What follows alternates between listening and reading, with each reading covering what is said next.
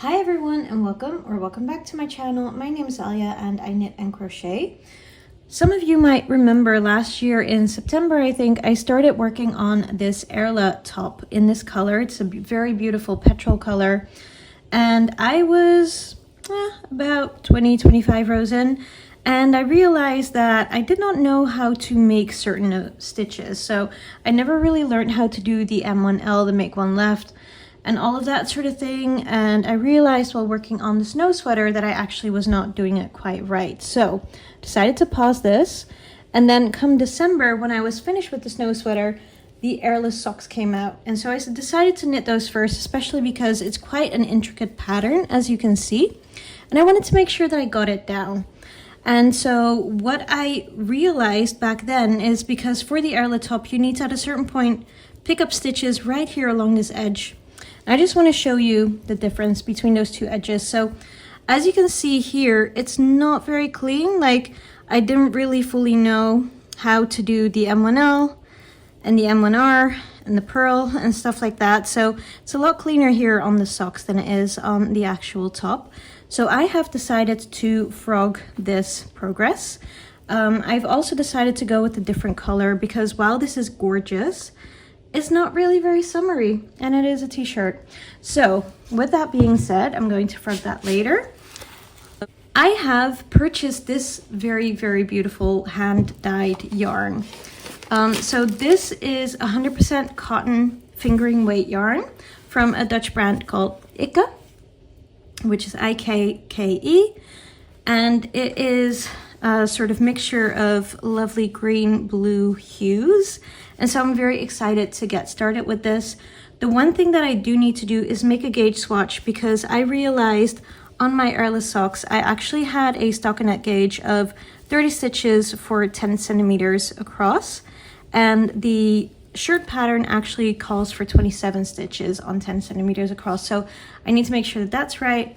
I'm going to cake these up first and foremost, because regardless, I will be using them. I'm going to frog this little baby. As you can see, it's already off the needles.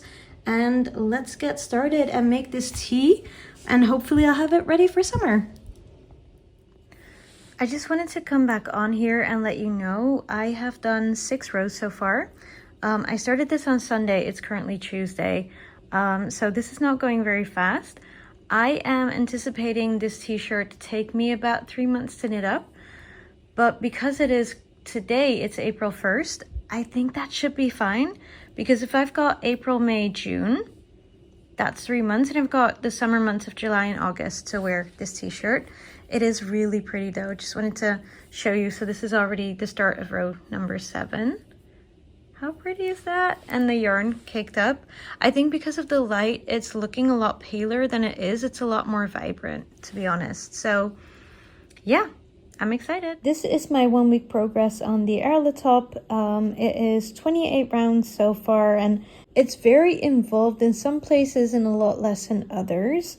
So it's taking quite some time. I mean, 1 week to do 28 rounds that's a lot of time to knit 28 rounds. But so far, I think it looks really pretty. I really enjoy this yarn, and I'm looking forward to seeing how it'll look when I'm a little bit further ahead. I have started on the second chart a few rounds ago. So this is my progress so far. We are nearly at 2 weeks, and I'm really enjoying this, but it's also quite slow going. As you can see, this is probably about 10 centimeters now. I went to a knitting event, by the way, last week, and I got these really cute needle stoppers. They're like little llamas. So I've been using those for this project. It's very cute. But yeah, I'm really enjoying this knit, but it is a lot of work. Every row is, I think, about 450 stitches right now, and it will go up to almost 500. And so it's taking me about an hour to finish every single row. And there are, I think, about maybe like 70, 80 rows just to finish the yoke. So yeah, it is not the fastest knit that I have ever done. Let's put it that way. So we will see how long this is going to take. I don't think for 2 weeks this is bad progress. Like, I'm nearly 40 rows in, so I'm like halfway across the yoke, I guess, almost, which is a lot of fun. And since it is the 12th of April, I think we're making good progress for me to have this in time for summer. So yeah, just wanted to share that with you. And I will check back in when there's a bit more progress. I just wanted to come on here real quick. Today is April 16th, and I'm about halfway through the second chart of this t-shirt. And I'm just getting to the point where we're making these like little bundles, I guess, out of the stitches. And it's so fun to do. So I just wanted to come on here and share that. So as you can see, that is happening on this row. As you can see here, these are the stitches I haven't done yet.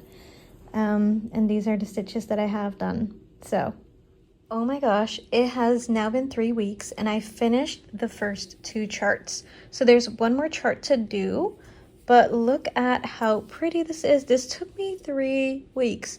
This is like almost 70 rounds, almost 500 stitches per round at the end here, but I think it looks so pretty. Look at that detail. It's so cute, so gorgeous.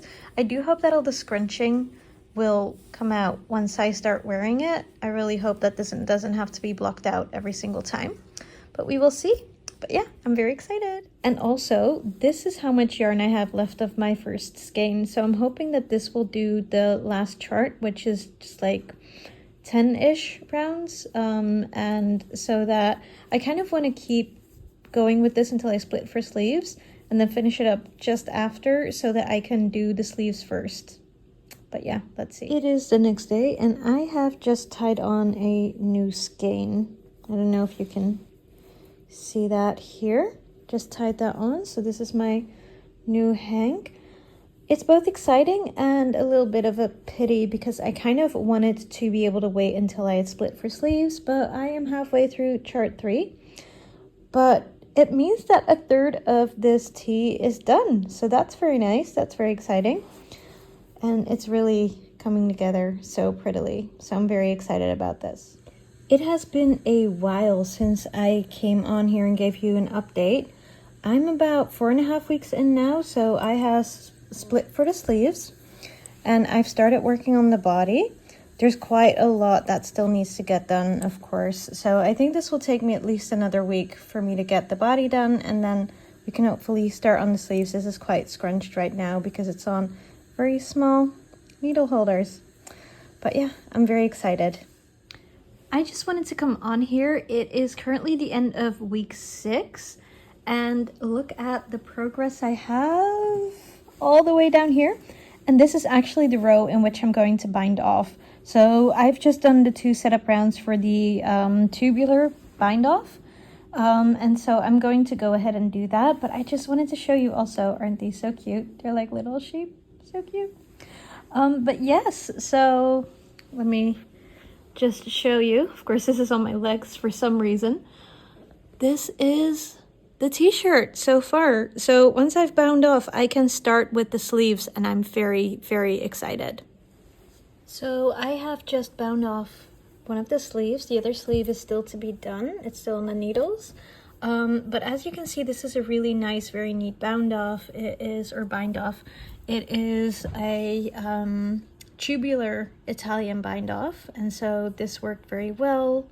But when I bound off the bottom, as you can see, it is not nearly as good. Do you see those 2 edges? Not the same.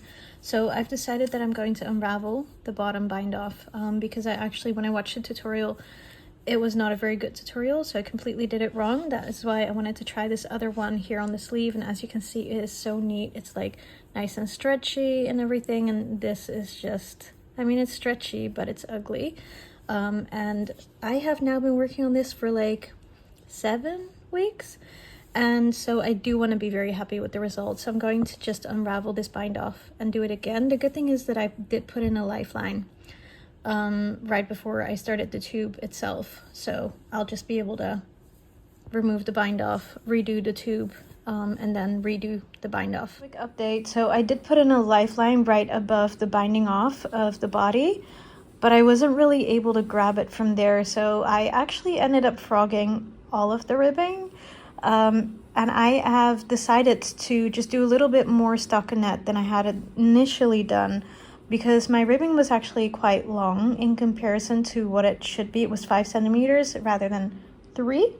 So I've decided, now that I am back at the stockinette section, I will just do 2 centimeters of stockinette and then do 3 centimeters of ribbing. Today is exactly 7 weeks since I started on this t-shirt, and I just finished it. So I still need to weave in the ends and kind of fix the little holes here at the arms, but it's completely finished and bound off. So I'm very excited. I obviously also still need to block it, and hopefully that will kind of even out the bumpy bits here, but I'm very excited, and it looks like this is going to be on time for the spring/summer season, as it is the 25th of May.